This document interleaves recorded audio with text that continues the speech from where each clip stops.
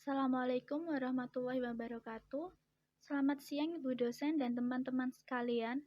Perkenalkan, saya Sinta Sofia Wahyu Jakti, beserta teman-teman saya yaitu Satya Suryani, Saskia Dwi Kartika, dan Vivi Ika Ayuning Tias. Kami dari kelompok 5 hari ini akan membawakan materi mengenai teori kepribadian eksistensialisme dan fenomenologis Carl Rogers. Pertama-tama, saya akan memaparkan mengenai pendekatan fenomenologis Carl Rogers. Pendekatan fenomenologi Carl Rogers menekankan pandangan bahwa tingkah laku manusia hanya dapat dipahami dengan bagaimana ia memandang sebuah realita secara subjektif atau subjective experience of reality. Pendekatan ini berpendapat juga bahwa manusia itu memiliki kemampuan untuk menentukan nasibnya. Hakikat dalam manusia adalah sifat yang bertujuan atau purposive, dapat dipercaya atau trustworthy, dan mengejar kesempurnaan diri atau self-perfecting. Carl Rogers sendiri terkenal berkat metode terapi yang dikembangkannya, yaitu non-directive atau client-centered therapy. Rogers itu adalah orang yang pertama yang melibatkan peneliti ke dalam sesi terapi dengan menggunakan tape recorder, yang pada tahun 1940-an membuka sesi klien untuk dicermati orang lain. Itu sebenarnya masih tabu. Setiap individu itu memiliki potensi untuk berkembang mencapai aktualisasi diri. Carl Rogers menemukan ada 19 rumusan mengenai hakikat pribadi atau self, yaitu sebagai berikut.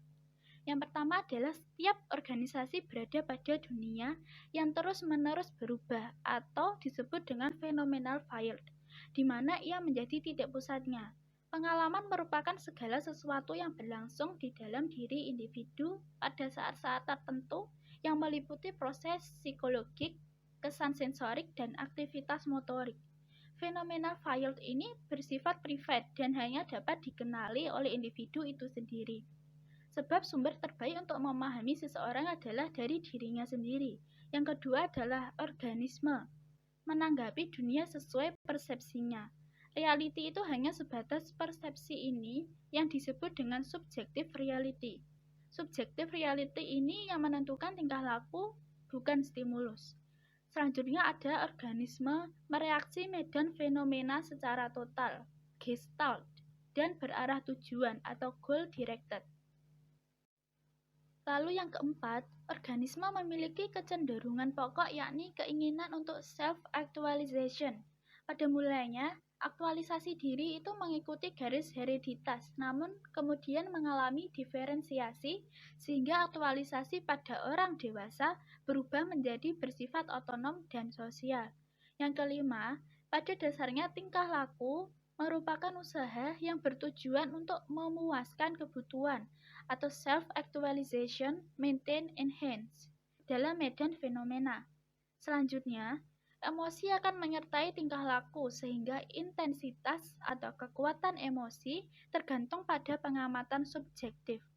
Yang ketujuh, jalan terbaik untuk memahami tingkah laku seseorang ialah menggunakan internal frame of reference atau kerangka pandangan orang itu sendiri, yaitu persepsi, sikap, dan perasaan yang dinyatakan dalam suasana yang bebas.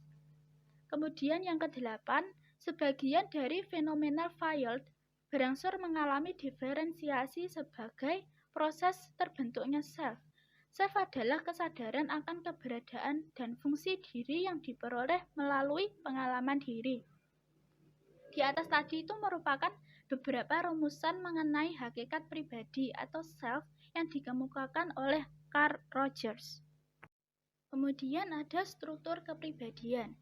Yang pertama adalah organisme. Sejak awal Carl Rogers mengurusi cara bagaimana kepribadian berubah dan berkembang. Rogers tidak menekankan aspek struktural dari kepribadian, namun dari 19 rumusan mengenai hakikat kepribadian diperoleh, yaitu 3 konstruk yang menjadi dasar penting dalam teorinya, yaitu organisme, phenomenal field, dan self. Pengertian organisme adalah sebagai berikut. Organisme merupakan makhluk yang lengkap dengan fungsi fisik dan psikologiknya. Organisme adalah segala sesuatu yang secara potensial terdapat dalam kesadaran setiap saat, yakni persepsi seseorang mengenai event yang terjadi di dalam diri dan di dunia eksternal. Selanjutnya ada subjective reality.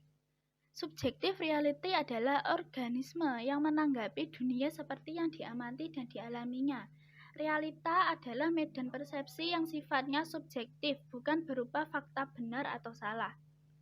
Seterusnya adalah holism, merupakan suatu kesatuan sistem sehingga perubahan pada suatu bagian akan mempengaruhi bagian lain, sehingga setiap perubahan memiliki makna pribadi dan bertujuan, yakni aktualisasi diri, mempertahankan diri, dan memperluas serta mengembangkan diri.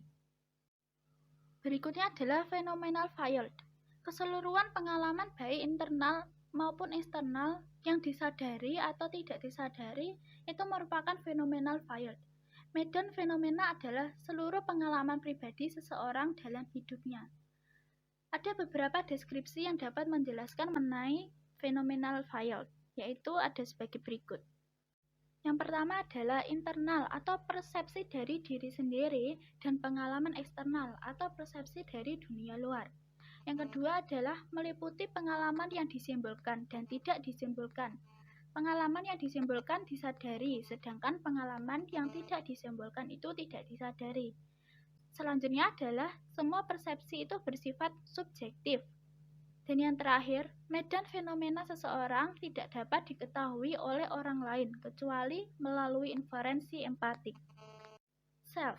Konsep pokok teori dari kepribadian Rogers adalah self, sehingga dapat dikatakan bahwa self merupakan satu-satunya struktur kepribadian yang sebenarnya.